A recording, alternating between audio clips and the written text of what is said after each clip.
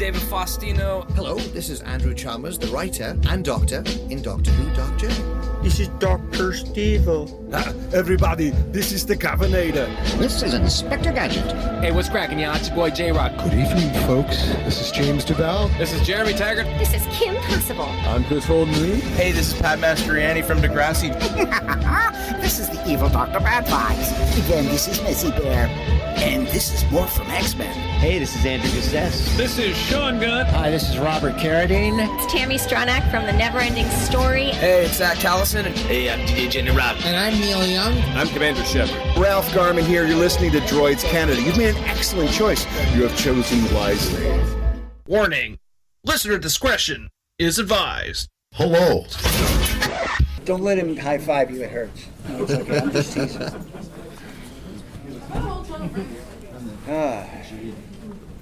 All right. Hey, I'll tell you a quick story. I was at a Comic Con years ago, and Mad Magazine had a big booth. And it was like right as Ren and Stimpy was sort of happening. And Dick DiBartolo was doing, he's the writer from Mad Magazine, was asking trivia questions to the fans, and they were, you know, they got it right. He'd throw them some swag, you know, mad stuff. And he said, who can tell me Alfred's middle initial? And I said, me, E, Alfred E. Newman, right? Yeah. And he said, you're absolutely right. So I got something. I said, okay, who can tell me Stimpy's middle initial? And everybody went J. I said, give them all presents. Give these kids some presents, because they knew more about Stimpy than they knew about Alfred E. Newman. That's my story. Good story. It's a good story. It is a good story. Well, we're going to have a bunch of stories that are going to be coming out in the next couple seconds. Did you want to sit? You want to stand? How are you feeling? Let's sit. Let's relax. Let's sit. You got it. Sitting's good. All right. All right. Excuse me. Are yes. we allowed to record? Are you okay with that? Or is it just like a pause? I don't care. It's okay. You're not like a Russian spy or anything, are you? No. Because, you know... I just love Ren and Stimpy so much. Yeah, I don't think they allow loving Ren and Stimpy in Russia. So, you're good. Yet. You're good. That is yet. Yeah, not yet. That is yet. Niet. Yeah. Niet. I got a funny story relating to Ren and Stimpy. You do? Can you hang on to that? We're going to do our funny stories. Yeah, we're going to talk for a little bit, then we're going to have anyone who has any kind of a question will be able to... ask any questions away. So, yeah, everyone, welcome. Niagara Falls Comic Con has landed Bob Camp, co-creator of Ren and Stimpy, Marvel Comics illustrator. Worked on my after-school Channel 29 Buffalo routine, Thundercats, and Silverhawks. Professor, storyboard guru, two-time Emmy nominee, Bob Camp. So I'm going to start with just a couple of questions for you. Now, you have dreamers who become doers, people who are involved in this industry, in this culture. They dream of things, then they start doing it. How did you get your break into the world of illustrations? God, I don't know. I was always the kid who could draw. So if there was anything that needed drawing involved, I was the person they'd come to. And it was okay because I didn't have any friends. The only time I had any social interaction with my fellow students was when they wanted something from me. So it was okay. It was like a social thing. But I think that what was your question again? The question was, how did you get your break into that world? How did I get my break? Mm-hmm. Well, I just started working at Six Flags Over Texas doing caricatures.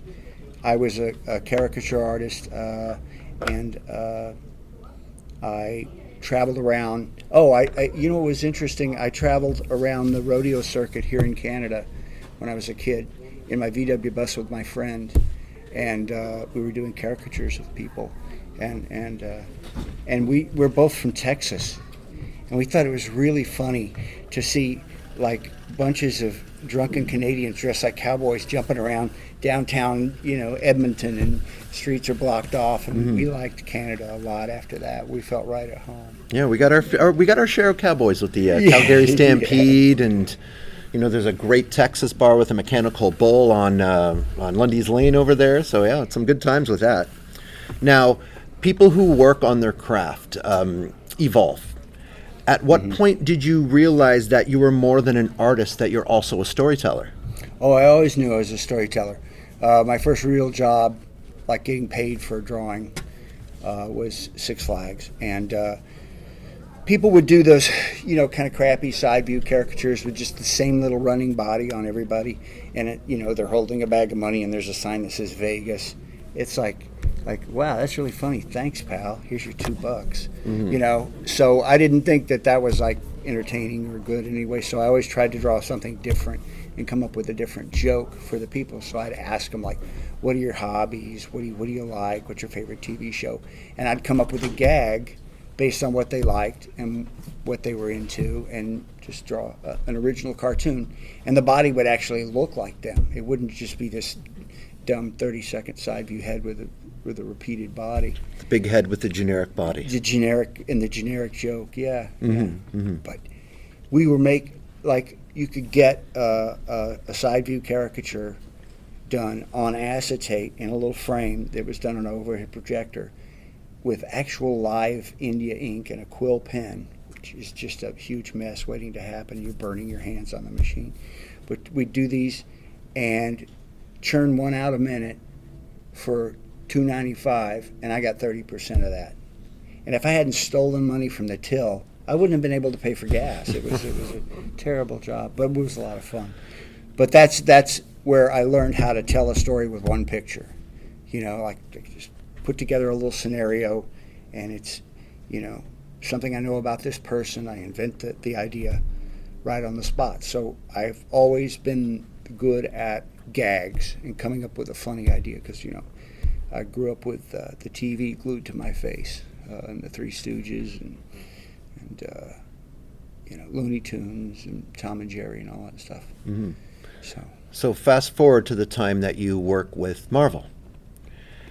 As an artist, myself not being an artist, but doing what I do here, when you get that cover, that feature, that cover, you did some covers with Nom, you did some covers with Conan, I believe, as well.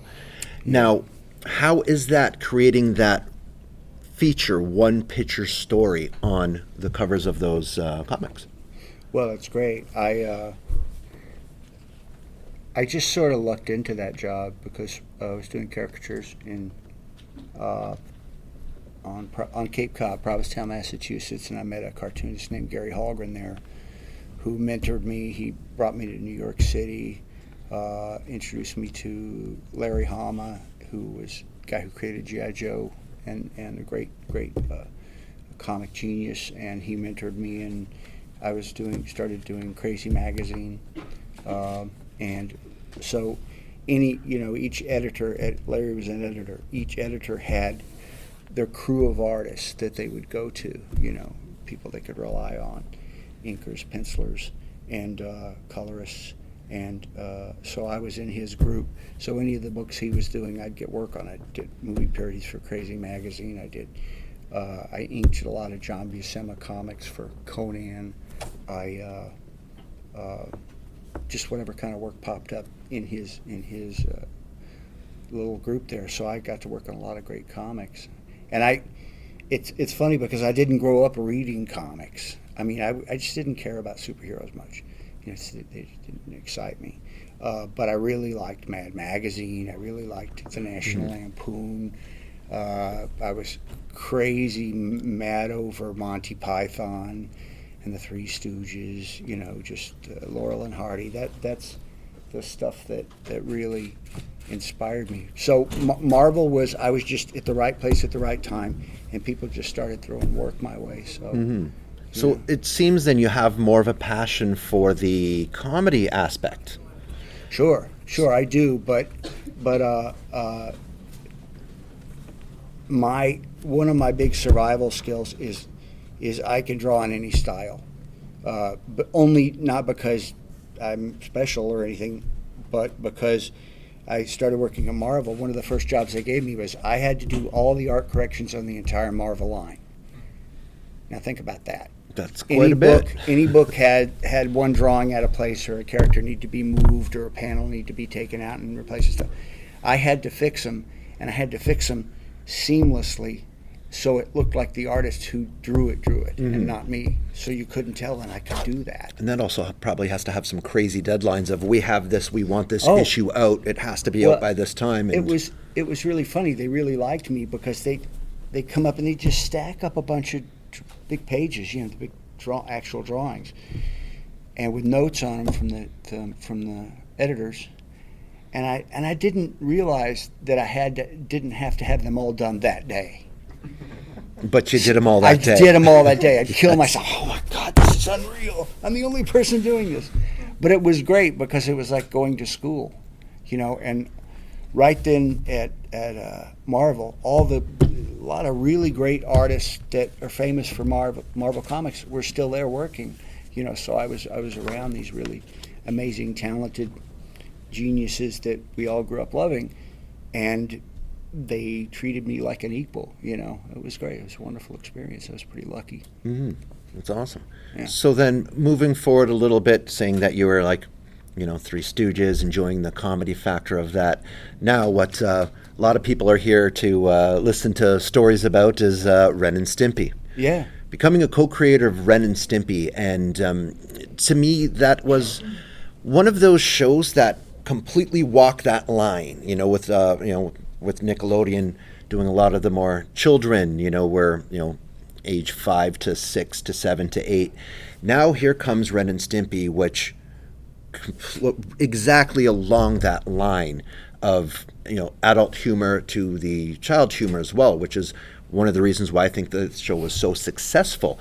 How was pitching that to Nickelodeon, who did a lot of the, more children style stuff, to something that, we are walking the line on this? Well, here's the thing, is that at that magical moment when we were actually talking about doing a cartoon together, we had pitched a cartoon idea to them that John Kay created, which was called Your Gang, and it was a parody of the Our Gang comedies, like Little Rascals, Spanky, those kids. And there was a dog and a cat in that cartoon. It was a huge pitch with tons of characters. It was just too much. And he said, we don't want all that. We want the dog and the cat, do a cartoon about them. So, and they said, and here's the money to make a pilot. So we didn't even pitch a show idea.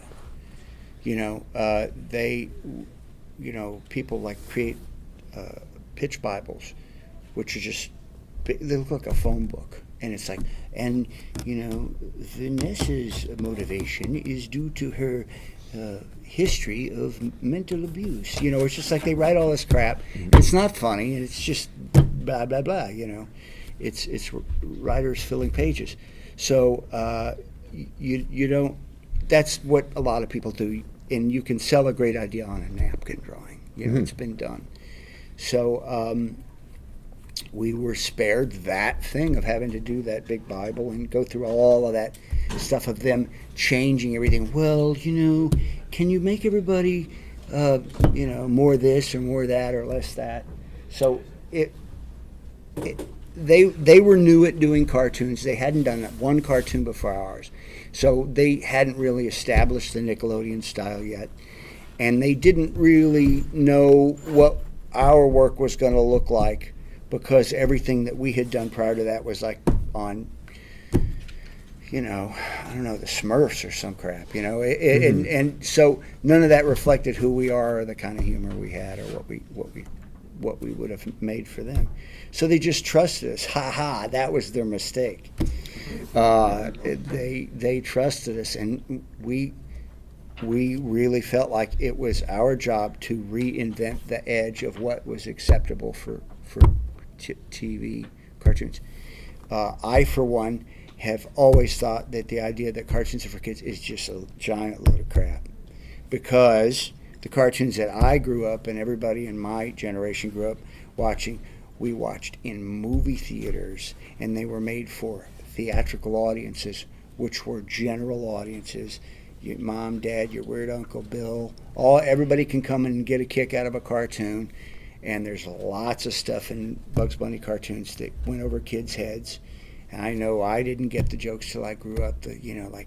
Why is Bugs Bunny dressed like a girl? What's going on? There's just all this crazy stuff in there. And that's what inspired us, and that's the kind of cartoons we wanted to make.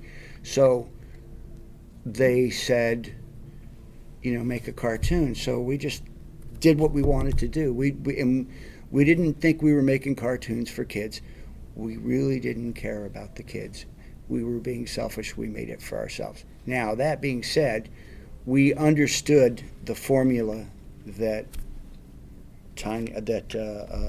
Looney Tunes had in making cartoons that everybody could watch. They knew how to use innuendo and imply things without actually beating you over the head with it, which I think is a finer art, and there's more craft to it. And I prefer that, So we just made a cartoon. People loved it. It was an instant success. And it just blew people's minds because they'd never seen anything like it before, because no one had ever allowed anybody like us to do this. And it's not like we were any different from anybody else who made cartoons before us. They were, great animation heroes that you hear about, They were like a bunch of crazy drunks, and they just made weird cartoons because people let them. So you have this group of creative people that are making something that hasn't really been done before. When you have that much creativity and comedy in a room, things always have to go kind of crazy. You have to have some sort of, what is the story that sticks out the most when creating and when doing all of this, of something, insane that happened to you? Okay, so we're sitting out on the balcony. So after they closed Spumco down, they moved us into these big law offices in Beverly Hills. I lie not. And my office was almost as big as this room and had law degree books up to the ceiling. I had an executive washroom with a shower. I had a fully staffed wet bar.